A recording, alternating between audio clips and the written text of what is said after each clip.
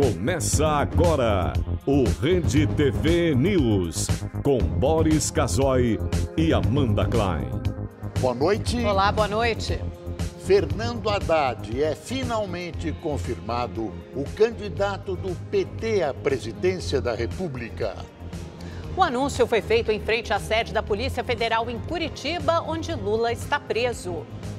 Apresentando aqui hoje Fernando Haddad como representante de... O candidato à presidência pelo PSL, Jair Bolsonaro, segue internado sem sinais de infecção e febre. Enterrado hoje no Rio de Janeiro, o corpo do funkeiro Mr. Catra. A advogada é presa durante audiência em Duque de Caxias, na Baixada Fluminense. Rússia realiza o maior exercício militar em 37 anos. As principais notícias do Brasil e do mundo, agora no Rede TV News.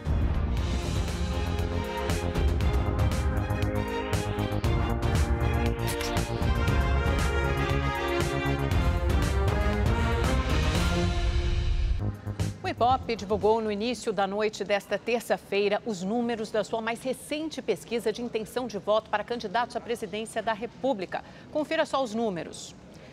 Jair Bolsonaro, do PSL, segue na liderança, agora com 26% das intenções de voto. Na pesquisa anterior, ele tinha 22%, na Ibope. Ciro Gomes, do PDT, aparece em segundo lugar, com 11%, seguido por Marina Silva, da Rede, e Geraldo Alckmin, do PSDB, ambos com 9%.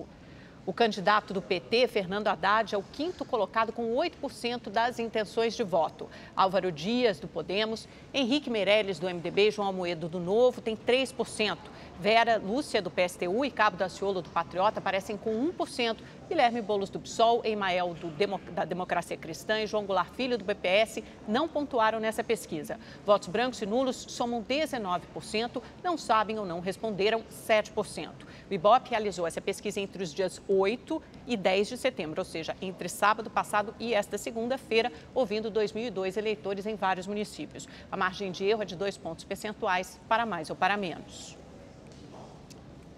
O panorama não mudou substancialmente. Houve um aumento do número de votantes em Bolsonaro e houve uma aglomeração que já existia, uma quase fusão dos candidatos que vêm imediatamente abaixo de Bolsonaro. Essa pesquisa já capta o incidente com o candidato do PSL. Outra coisa, há cenários projetados pelo Ibope que mostram Bolsonaro diante dos principais candidatos num segundo turno.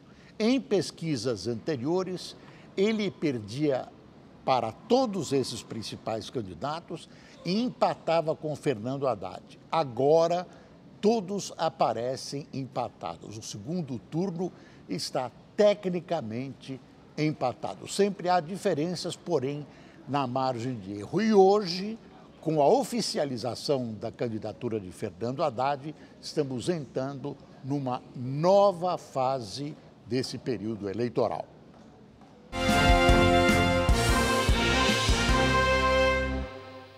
Veja agora como foi o dia dos candidatos à presidência da República em campanha eleitoral pelo Brasil. Ciro Gomes, do PDT, fez caminhada com militantes em Taboão da Serra, na Grande São Paulo.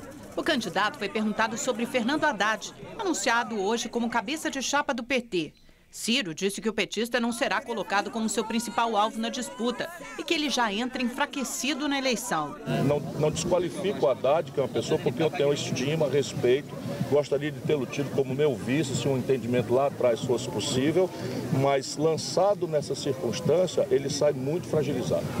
Marina Silva, da Rede, cumpriu a agenda no Rio de Janeiro. No início da tarde, ela visitou o programa de atendimento a crianças em situação de risco, destinado a famílias de crianças com doenças crônicas. A candidata falou que o trabalho desenvolvido pela entidade precisa ser ampliado para todo o país. E o meu compromisso é de transformar em política pública, para que a gente tenha um sistema único de saúde que, além de curar as pessoas, ajude a prevenir a doença. Geraldo Alckmin, do PSDB, teve encontro com empreendedores na zona oeste de São Paulo. O candidato defendeu a tolerância zero contra a corrupção, inclusive envolvendo políticos de seu partido.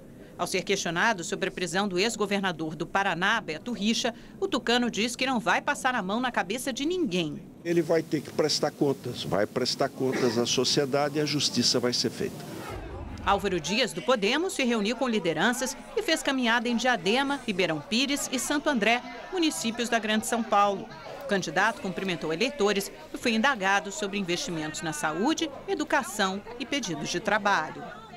Vamos ver agora como foi a agenda dos outros candidatos à presidência da República. Henrique Meirelles, do MDB, cumpriu a agenda ao lado de eleitores e correligionários no Largo 13 de Maio, na zona sul de São Paulo. Durante a caminhada, o candidato falou que só agora se tornou conhecido da população, que tirou o Brasil do fundo do poço e que as pessoas cada vez mais vão enxergar isso. Nós devemos crescer e muito nas pesquisas. É normal, está dentro da nossa expectativa.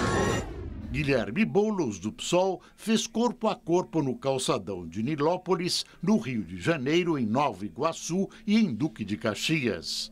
O candidato levou aos eleitores algumas propostas de governo, como mudar totalmente o sistema de segurança do Brasil. Uma polícia desmilitarizada, investindo na prevenção. O que é isso? Nós não vamos fazer presídio, nós vamos fazer escola para não ter que fazer presídio. Vera Lúcia, do PSTU, concedeu entrevista pela manhã para uma rádio de São Paulo. De tarde, a candidata gravou programas eleitorais de rádio e televisão. João Goulart Filho, do PPL, se reuniu pela manhã em Brasília com a equipe de coordenação da campanha. À tarde, concedeu entrevistas para uma rádio FM e para um jornal impresso. João Amoedo, do Partido Novo, está em São Caetano do Sul, na Grande São Paulo, onde participa de um evento com outros candidatos da chapa. José Maria Imael, da Democracia Cristã, concedeu entrevista para um jornal de São Paulo e faz transmissão ao vivo na internet. Cabo Daciolo, do Patriota, não teve agenda pública hoje. A polícia prendeu hoje o ex-governador do Paraná e candidato ao Senado pelo PSDB, Beto Richa. Ele foi alvo de 2 operações que investigam o pagamento de propina em obras envolvendo estradas paranaenses. A esposa, um irmão e ex-secretários de Richa também foram presos. Policiais e promotores chegaram ao condomínio onde Beto Richa mora no começo da manhã. Só deixaram o local depois de 3 horas, levando o ex-governador e a esposa dele, Fernanda Richa. Fernanda foi secretária do ex-governador, assim como o irmão dele, Pepe Richa, que também foi preso. A polícia ainda cumpriu mandados de prisão contra Luiz Abib Antum, primo do tucano, além de 2 ex-secretários e do ex-chefe de gabinete de Richa. A Operação Rádio Patrulha investiga fraudes em um programa que faz a manutenção de estradas rurais. Os promotores apuram a suspeita de que licitações foram direcionadas. O ex-governador também foi alvo nesta terça da nova fase da Lava Jato, que investiga suposto pagamento de propina do Odebrecht em troca de contratos para obras em uma rodovia estadual. Nesta ação, o mandado contra Richa é de busca e apreensão. Segundo a Polícia Federal, as 2 operações aconteceram no mesmo dia por coincidência. Beto Richa deixou o governo do Paraná em março para concorrer a uma cadeira no Senado. Na última pesquisa divulgada pelo Ibope, o tucano aparece em 2º lugar. A defesa de Beto Richa informou que ainda não sabe o motivo da prisão do ex-governador porque não teve acesso às investigações. O advogado de Deunilson Roldo, Roberto Cecinski, considerou a prisão desnecessária. Nós não conseguimos contato com os demais envolvidos. A prisão de Richa, que é uma figura de proa da tucanagem, atinge em cheio o PSDB e, por consequência, a candidatura de Geraldo Alckmin. O trabalho da Lava Jato, além da asepsia que faz na corrupção, mostra que nosso sistema político-partidário está esgotado. O país precisa de uma reforma política que nos leve ao voto distrital e ajude a tornar a representação parlamentar mais digna. Hora de conversar com o nosso comentarista de política, Reinaldo Azevedo. Oi, Reinaldo, boa noite. Acabou de ser divulgada uma pesquisa Ibope, nós temos os números aqui, são um pouco diferentes da pesquisa divulgada ontem pelo Datafolha. Os períodos também de averiguação, né, de análise da pesquisa são diferentes. No Ibope, o Bolsonaro aparece melhor, todos os outros candidatos com índice de intenção menor se comparado ao Datafolha. E no segundo turno, aparece bem diferente do Datafolha, né, Reinaldo? O que é possível depreender desses números? Boa noite, Amanda. Boa noite, Boris. Pois é, temos aqui, né, o Datafolha divulgado ontem, né, feito ontem, divulgado ontem. Jair Bolsonaro aparece com 22, com 26 no Ibope. Ciro Gomes aparece com 10 no Datafolha, com 11 no Ibope. Marina Silva aparece com 16... Eu estou dando o número errado, desculpa. Vamos lá. Vamos ao Datafolha. Datafolha, Jair Bolsonaro aparece com 24... no Ibope com 26. Ciro Gomes com 13, com 11 no Ibope. Marina Silva com 11 no Datafolha, com 9 no Ibope. Geraldo Alckmin com 10 no Datafolha, com 9 no Ibope. E o Fernando Haddad com 9 no Datafolha, 8 no Ibope. Se a gente olhar, como as duas pesquisas têm margem de erro de 2 pontos percentuais, na verdade a variação se dá dentro da margem de erro. Então a gente pode dizer assim, em tese, os dois institutos dão os mesmos números. E isso é verdade, Amanda, até quando se trata de simulação de segundo turno, exceção feita a um caso. Então vamos lá. No Datafolha, a Marina venceria o Bolsonaro por 43 a 37. No Ibope, eles estão empatados em 38 pontos percentuais. Não é? Só que no caso a Marina Silva que estaria fora da margem de erro. O Alckmin e o Bolsonaro no Datafolha, o Alckmin teria 43, o Bolsonaro 34. Quando a gente pega o Ibope, dá 38 a 37. Então quase que o Geraldo Alckmin também está na margem de erro, o Bolsonaro está na margem de erro. Ciro Gomes, uma diferença de 45 a 35, quando a gente vê o Datafolha, no Ibope 40 a 37, muito mais favorável aqui ao Bolsonaro. E Haddad e Bolsonaro dentro da margem de erro, 39 a 38 para o petista no Datafolha, 36 a 40 para o Bolsonaro no Ibope. Então note que quase tudo, exceção feita ao segundo turno, um caso ou outro, está dentro da margem de erro, mas é evidente que o viés pró-Bolsonaro é muito mais claro no Ibope. Tem uma diferença aí fundamental. O Datafolha fez a pesquisa no dia 10, tabulou no dia 10 e divulgou no dia 10. Já havia um certo distanciamento em relação à facada levada por Bolsonaro, que foi no dia 6. O campo do Ibope é do dia 8 ao dia 10. Portanto, em tese, ao menos, pegou mais a comoção, né? Agora nós vamos ver, na sexta-feira, o Datafolha publica uma nova pesquisa. Será que essa nova pesquisa do Datafolha referenda mais esse viés, digamos, pró-Bolsonaro, ou vai referendar os números dele mesmo, Datafolha, que deixaram claro que o episódio em si não teria tido grande peso? Agora, uma coisa é certa e a gente precisa levar em consideração. É preciso parar com a especulação. Né? Hoje o dólar bateu em 3,17 sob o pretexto de que tem havido uma ascensão da esquerda na pesquisa Datafolha e que o Bolsonaro não teria ido bem, e de fato demonstrou que não. No Ibope agora, o Bolsonaro aparece melhor. Eu me pergunto, será que o dólar amanhã então cai? Né?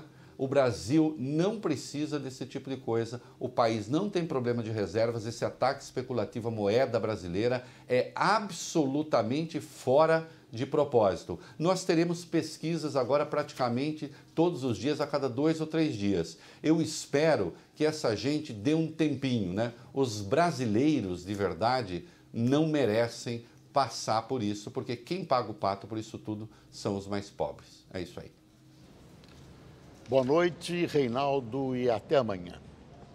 A Procuradora-Geral da República, Raquel Dodge, pediu o arquivamento de um inquérito no Supremo Tribunal Federal que apura se o senador Aécio Neves, do PSDB, fraudou registros do Banco Rural enviados à CPMI dos Correios em 2005. A investigação foi baseada em delação premiada fechada pelo ex-senador petista Delcídio do Amaral em 2016. Segundo Delcídio, que presidiu a comissão, Aécio teria tentado camuflar empréstimos do Banco Rural ao PSDB. Mas para Raquel Dodge, a Polícia Federal não recolheu provas suficientes contra o tucano. O PT substituiu oficialmente o ex-presidente Lula por Fernando Haddad como candidato à presidência da República. A troca atendeu a uma determinação do Tribunal Superior Eleitoral. O anúncio foi feito em frente à Polícia Federal em Curitiba, onde Lula está preso após ter sido condenado por corrupção passiva e lavagem de dinheiro. Depois de um dia inteiro de reuniões com o ex-presidente, a senadora Gleisi Hoffmann, que é presidente do partido, fez o anúncio aos apoiadores que esperavam do lado de fora. É desse fermento, dessa dor, dessa revolta e dessa indignação que nos causam ao arrancarem o nosso candidato, é que nós aceitamos o desafio do presidente Lula de não deixar o povo brasileiro e o Brasil sem uma alternativa para a sua luta. Terminava nesta terça-feira o prazo dado pelo Tribunal Superior Eleitoral para a substituição, já que a Corte considerou Lula inelegível por não se encaixar na lei da ficha limpa. Com Fernando Haddad assumindo o posto de candidato à presidência da República, Manuela Dávila, do PCdoB, será a candidata a vice. Uma carta escrita por Lula foi lida por Luiz Eduardo Greenhalgh, um dos fundadores do PT. No texto, o ex-presidente diz que foi condenado injustamente e desafia juízes e procuradores a mostrarem provas contra ele. Ainda diz que só foi preso porque insistiu em ser candidato. Talvez nada disso tivesse acontecido se eu não liderasse todas as pesquisas de intenção de voto. Talvez eu não estivesse preso se aceitasse abrir mão da minha candidatura. Mas eu jamais trocaria minha dignidade pela minha liberdade. No primeiro discurso como candidato à presidência, Haddad lembrou os feitos do governo Lula e pediu apoio aos militantes. Você está sentindo a dor que eu estou sentindo, mas não é hora de voltar para casa de cabeça baixa. É hora de sair para a rua de cabeça erguida e ganhar essa eleição. Nós vamos ganhar essa eleição. Pouco depois de oficializar Fernando Haddad como candidato do PT à presidência da República, o partido voltou a sofrer uma derrota no Supremo Tribunal Federal. O ministro Celso de Mello negou o pedido para suspender a decisão do TSE, que tornou Lula inelegível. Mello também rejeitou estender o prazo para a substituição do ex-presidente como cabeça de chapa até o dia 17 de setembro, data limite prevista em lei. Haddad tem, todos sabemos, um bom nível, mas não tem carisma e seu discurso nunca encantou a massa eleitora. Na verdade, sua candidatura depende única e exclusivamente da transferência de votos de Lula a quem o ex-prefeito jura fidelidade. Além dos petistas de carteirinha, que são votos cativos do PT, Haddad vai disputar votos com Ciro, mais à esquerda, e talvez com Marina. Antônio Palocci, ex-ministro da Fazenda de Lula, acusou o ex-presidente de atuar diretamente em pedidos de propina. Palocci fez as afirmações à força-tarefa da Operação Greenfield em junho. Membros do Ministério Público e da Polícia Federal apuram fraudes em fundos de pensão, no Fundo de Garantia e na Caixa Econômica. O ex-ministro tem colaborado com as investigações de maneira mais intensa desde que firmou acordo de delação com a Polícia Federal em abril deste ano. No depoimento, o ex-ministro diz que Lula sempre soube de esquemas ilegais de financiamento de campanha. A descoberta do pré-sal foi enxergada como um passaporte para o futuro, um bilhete premiado. E como ele já estava bem avaliado naquela época, o pré-sal se torna quase um motivo de delírio político no ambiente governamental. O presidente Lula começa também a se descuidar da parte legal da sua atuação como presidente e passa a atuar diretamente no pedido de propina. O ex-ministro disse ainda que o ex-presidente interferia nos investimentos dos fundos de pensão desde a década de 1990. Já no governo, a partir de 2004, afirma que o presidente Lula expedia determinações para colocar recursos em empreendimentos de interesse do governo, que nem sempre eram vantagem indevida, mas apenas para atender vantagem política. Palocci também acusou o ex-presidente de ter conhecimento de práticas ilegais nos casos da usina de Belo Monte e da compra de caças pela Força Aérea. O presidente chegou a assinar um protocolo, um contrato com o presidente francês, Nicolas Sarkozy, no dia 7 de setembro, uma iniciativa completamente inadequada, porque isso estava sendo conduzido tecnicamente pela área de defesa e foi atropelado por ambos os presidentes, da França e do Brasil, e isso gerou todo tipo de propina. O juiz da 10ª Vara Federal, Valisney de Souza, marcou o depoimento do ex-ministro para 20 de novembro. Ele quer ouvi-lo sobre o processo dos caças. O ex-ministro e Lula estão presos na Superintendência da Polícia Federal em Curitiba. Em nota, a defesa do ex-presidente disse que Palocci não tem provas e mente para conseguir deixar a prisão. Palocci era a copa e cozinha de Lula. Todo poderoso, sabia e participava ativamente de tudo, inclusive encheu o próprio bolso atuando no governo e por isso está preso. Pela proximidade com o presidente, as acusações de Palocci são altamente corrosivas para Lula, segundo seu ex-ministro, mergulhado em corrupção e também corrosiva para o PT em campanha. O candidato à presidência da República pelo PSL, Jair Bolsonaro, continua internado no Hospital Albert Einstein, em São Paulo. Quem está lá e tem mais informações é a repórter Beatriz Ferretti. Boa noite, Beatriz. Novidades sobre o estado de saúde de Bolsonaro?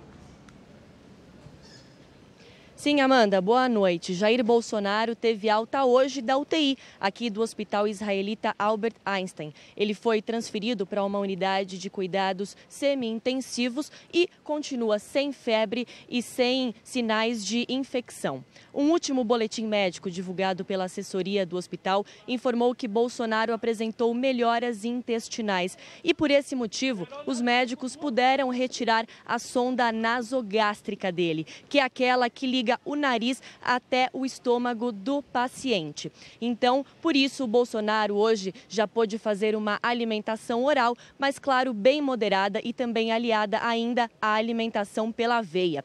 Um dos filhos de Bolsonaro, Flávio Bolsonaro, publicou uma mensagem no Twitter falando sobre a recuperação do pai e também contando que, pela primeira vez desde o ataque, o Bolsonaro pôde fazer uma refeição que incluiu um pedaço de pão e também suco. Hoje também foi divulgada uma gravação da audiência de custódia de Adélio Bispo de Oliveira, que é o homem que confessou ter esfaqueado Bolsonaro. Vamos ver mais detalhes sobre isso na reportagem de Rodrigo Cabral. No depoimento à Justiça Federal, Adélio Bispo de Oliveira aparenta calma e responde de maneira articulada às perguntas da juíza Patrícia Alencar. Neste trecho, ele chama o atentado contra Bolsonaro de incidente e fala no plural que pretendiam dar um susto em Bolsonaro. Um incidente, um imprevisto que terminou, digamos assim, de forma problemática. Discordâncias em certos pontos, correto? Em diferentes pontos. Digamos assim, não saberia nem expressar, mas o fato ocorreu, entendeu? Houve um ferimento, correto? Embora pretendíamos pelo menos dar uma resposta, um susto, alguma coisa dessa natureza, entendeu? E houve, aconteceu. Ao responder a uma pergunta da defesa, Adélio afirma que esfaqueou o candidato por se sentir literalmente ameaçado e que o ataque teve motivações políticas e religiosas. As duas coisas, eu diria. As duas coisas, entendeu? Porque eu, como milhões de pessoas, pelos discursos da pessoa referida, me sinto ameaçado literalmente. Entendeu? Me sinto ameaçado como tantos milhões de pessoas pelos discursos em que o cidadão tem feito. Adélio admitiu também que já tomou remédios controlados. Bem, eu já tomei diferentes tipos de medicamentos controlados, né? Tem um que eu não me recordo o nome, extremamente forte, muito pequeno, mas derruba não vai mais do que 15 minutos depois que tomou aquele comprimido. Se não tiver deitado, cai mesmo. Extremamente forte. Né? Os depoimentos de Adélio Bispo, tanto na Justiça Federal quanto na Polícia Federal, chamaram a atenção da defesa. Para os advogados, o cliente não se comporta como alguém que cometeu um crime grave. Por isso, eles decidiram pedir o exame de insanidade mental. Ele olhava para a câmera com uma certeza seguinte: eu sou o bem. Então agora rememorizem todos nós na cabeça aquela atitude dele certeira, aquela fala ponderada e aquele momento no espaço e pensem agora, esse cara não acredita que fez algo de errado. A procuradora do Ministério Público Federal de Juiz de Fora, Zanica Ajueiro, não concorda. Para ela, Adélio mostrou lucidez e coesão em seu raciocínio durante a audiência de custódia e, a princípio, não demonstrou nenhum sinal de insanidade mental. Mesma avaliação desta psicóloga, que viu trechos do depoimento pela internet. Ele consegue falar bem, ele consegue ter clareza nas suas colocações, ele faz o papel bem de vítima, ele consegue até mesmo pontuar como foi agredido, ou seja, ele sabe bem o que é ser um agressor, né, e ser agredido. Em meio à polêmica e à grande repercussão do caso, os advogados de defesa tiveram que tomar medidas de segurança nos últimos dias. 2 deles foram ameaçados de morte nas redes sociais e em ligações telefônicas. Minha esposa recebeu uma ligação, e essa pessoa fique sabendo que já será identificada, dizendo que já que eu estou defendendo o sangue, que será rebatido com sangue. Isso é um absurdo. Nós defendemos direito, não o ato. Esse Adélio é frio, dá a impressão de ser calculista e muito articulado. Essa história toda aparentemente está mal contada. E fica uma pergunta no ar, afinal, quem é que está pagando os advogados desse senhor? O caso merece um aprofundamento muito detalhado das investigações. A primeira turma do Supremo Tribunal Federal rejeitou por 3-2 a denúncia de racismo contra o candidato à presidência da República, Jair Bolsonaro.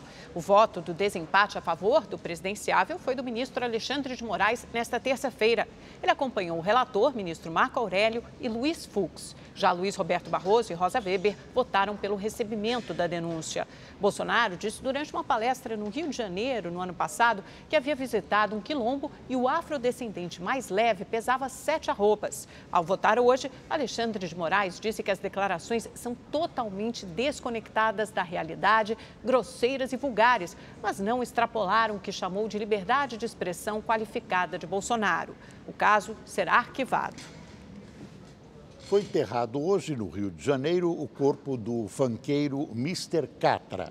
Centenas de fãs, amigos e familiares prestaram a última homenagem ao MC. Uma multidão no adeus a Wagner Domingues Costa, o Mr. Catra. Familiares, amigos e a massa funkeira. Doca trouxe no peito o hino do funk, que resumia bem a personalidade de Catra. Um desejo imenso de ser feliz. Fui amigo muitos anos, mais de 20 anos. Né? Eu sei que nós perdemos alguém que o funk nunca vai ter igual. Luto no mundo do funk, no mundo da música. O Catra, apesar de ser considerado um funkeiro, mas ele era muito bem quisto em todos os outros gêneros, sabe? DJ Malboro, que lançou Catra no mundo do funk, falou sobre a ousadia e a irreverência do cantor. O Catra tinha uma mentalidade e assumia e era aquilo que ele era. Tipo assim, não tinha sabe aquela coisa da liberdade que as pessoas têm de ser o que quer ser? Eu acho isso era admirável nele. Desde 2017, Catra lutava contra um câncer de estômago. Na ocasião, parou de fumar e de beber e deu início a um tratamento de quimioterapia. No último domingo, Catra não suportou mais o avanço da doença e morreu de falência múltipla dos órgãos. Catra estava internado em São Paulo. O corpo do cantor chegou ao Rio de Janeiro na noite de ontem e foi velado no Teatro João Caetano, no centro. A lembrança de um homem guerreiro, lutador, entendeu? Que sempre pegou as melhores causas, sempre enfrentou as coisas, entendeu? No final da manhã, o corpo do funkeiro foi enterrado ao som do batidão e muitas palmas.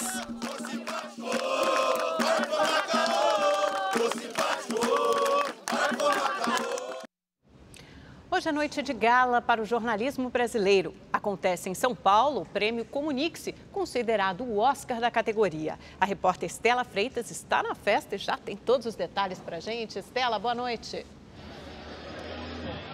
Boa noite, Amanda. Boa noite a todos. Essa noite a gente vai conhecer quem são os gurus do jornalismo. Esse é o tema dessa edição.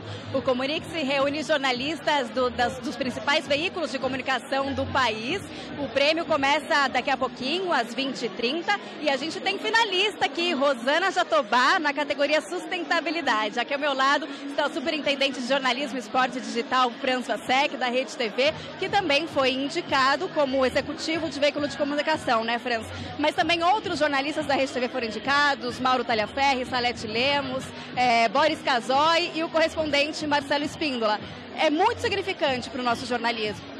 É verdade, Estela. Antes de mais nada, uma satisfação a Rede TV ser apoiadora oficial do Prêmio Comunique-se, um prêmio tão importante na nossa área. É uma satisfação também ter tido, mais uma vez, tantos indicados do nosso departamento de jornalismo da Rede TV aqui nessa confraternização. E mais importante que isso é rever os colegas, é rever amigos de profissão. É esse um dos intuitos do Prêmio Comunique-se, e é nós aqui mais um ano muito bem representados, o nosso jornalismo, e eu espero que a gente possa continuar assim por muitos e muitos anos. Então, uma imensa satisfação, alegria, torcendo pela Rosana Jatobá, que ela vem desenvolvendo um ótimo trabalho como jornalista, e também ela tem o blog, o Universo Jatobá, no nosso portal. Então, todos os votos do mundo para que ela obtenha sucesso, mas é uma noite acima do título de confraternização.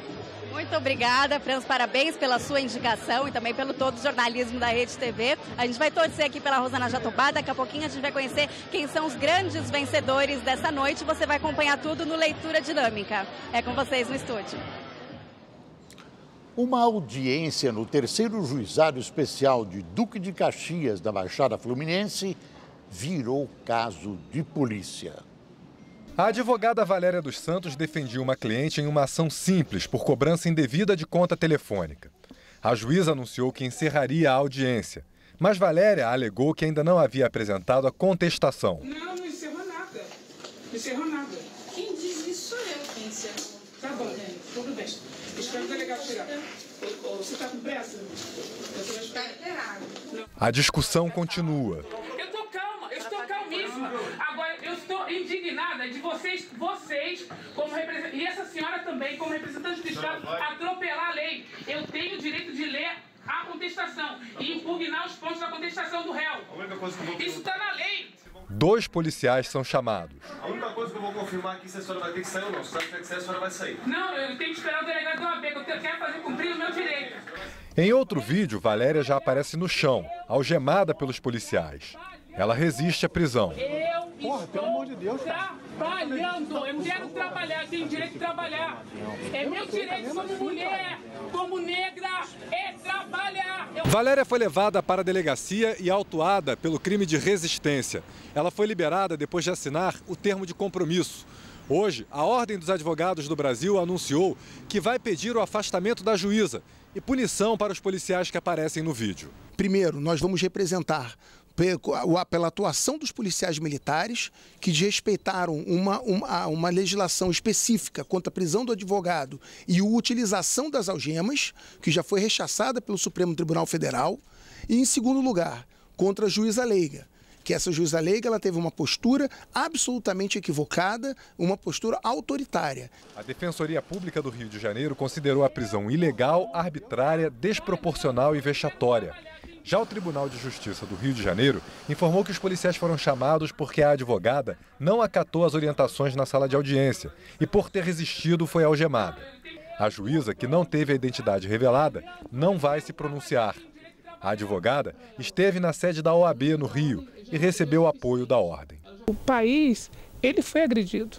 No momento que eu estava no chão algemada, não foi uma agressão só à minha pessoa, mas sim a própria lei desse país, a pessoa, entendeu? O profissional. Então é a gente começar a refletir sobre isso. Será que é isso mesmo que a gente quer? A polícia prendeu em Belo Horizonte 8 pessoas acusadas de envolvimento em um esquema que vendia falsos consórcios.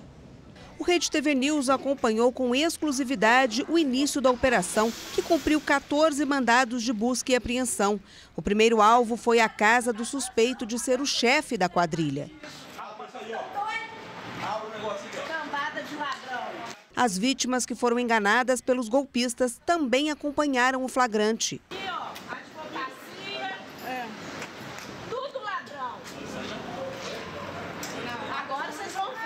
No local onde funcionaria o consórcio que negociava cartas de crédito para casa própria e carros 0 quilômetro, os investigadores apreenderam documentos e computadores. A quadrilha seria formada por 12 suspeitos. 8 foram detidos durante a operação de hoje. De acordo com as investigações, além de ostentarem uma vida de luxo com o dinheiro dos golpes, eles ainda zombavam das vítimas. 70 vítimas já foram identificadas. Em um dos áudios obtidos pela polícia, uma das presas debocha da cliente, que daria R$40 mil em busca do sonho da casa própria. Aprovei a Michele, foi Deus que mandou aprovar, tá? Porque ela vai dar 40 mil para segurar. Que isso? 40 mil.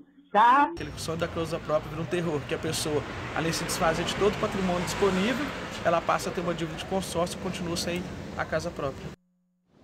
O Rio de Janeiro recebeu hoje a nova placa de veículos unificada para os países do Mercosul. É o primeiro estado brasileiro a adotar um novo modelo. A nova placa é similar às usadas no Uruguai e na Argentina, com o nome do país na parte superior. Como no Brasil, a novidade começou por aqui, as primeiras formarão a palavra Rio.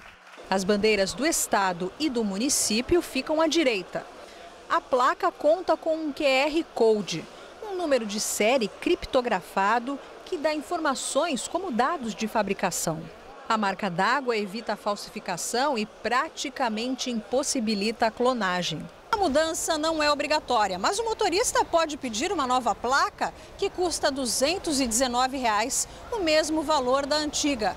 Os sistemas ainda não estão integrados. Os motoristas podem circular respeitando as leis de trânsito de cada país. Também existe um projeto da instalação de um chip para rastrear os veículos, o que deve ajudar na vigilância das fronteiras e no combate ao tráfico de drogas e de armas. Acre, Alagoas, Bahia, Minas Gerais, Pernambuco, Sergipe e Roraima já estão se preparando para unificar as placas e devem ser os próximos estados a adotar o modelo. Nos Estados Unidos, os ataques de 11 de setembro completam 17 anos. O dia foi de homenagem às vítimas.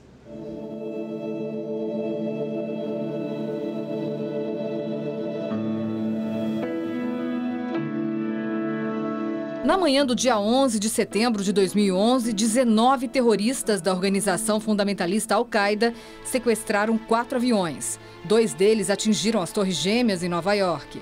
Os prédios desmoronaram e destruíram várias construções no entorno.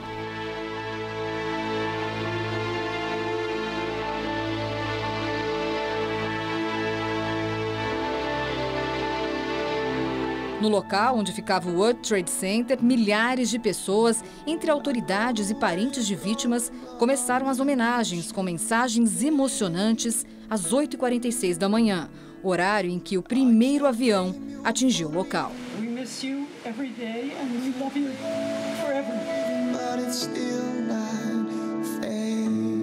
Em Arlington, onde a terceira aeronave atingiu o Pentágono, que é a sede do Departamento de Defesa dos Estados Unidos, funcionários da Marinha fizeram 1 minuto de silêncio e uma apresentação.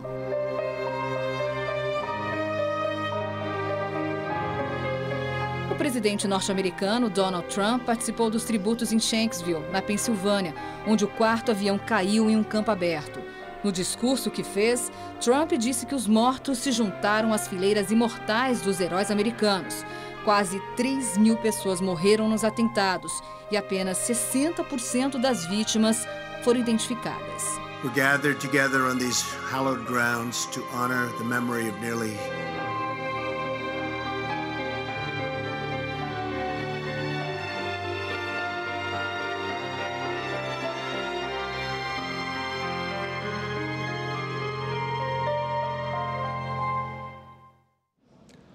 A Rússia está realizando o maior e mais poderoso exercício militar desde a Guerra Fria. Veja na reportagem do nosso correspondente na Ásia, Marcelo Espíndola. Por céu, terra e mar. A demonstração de força foi chamada de Vostok 2018. Maior exercício militar russo em quase 4 décadas, tem pela primeira vez a participação do exército da China, que trouxe 3.200 soldados, 900 equipamentos entre tanques de guerra e outros armamentos, além de 30 aviões e helicópteros. Militares da Mongólia também participam. Ao todo são 300.000 militares, 36.000 tanques blindados, 1.000 aviões e até 80 navios e embarcações de abastecimento, mostrando todo o poder de fogo para o mundo. Os chefes de Estado da Rússia e China aproveitaram os jogos de guerra para tratar de temas como reforçar a parceria contra o que chamaram de protecionismo e posições unilaterais globais.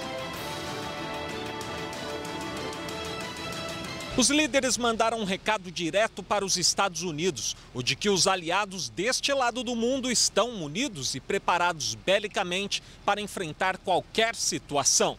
A OTAN, a Organização do Tratado do Atlântico Norte, que reúne 29 países e é liderada pelos Estados Unidos, classificou a demonstração de força como um ensaio para o conflito em larga escala. Enquanto isso, para enfrentar o protecionismo norte-americano, Vladimir Putin e Xi Jinping estreitam laços econômicos comendo tranquilamente panquecas com caviar.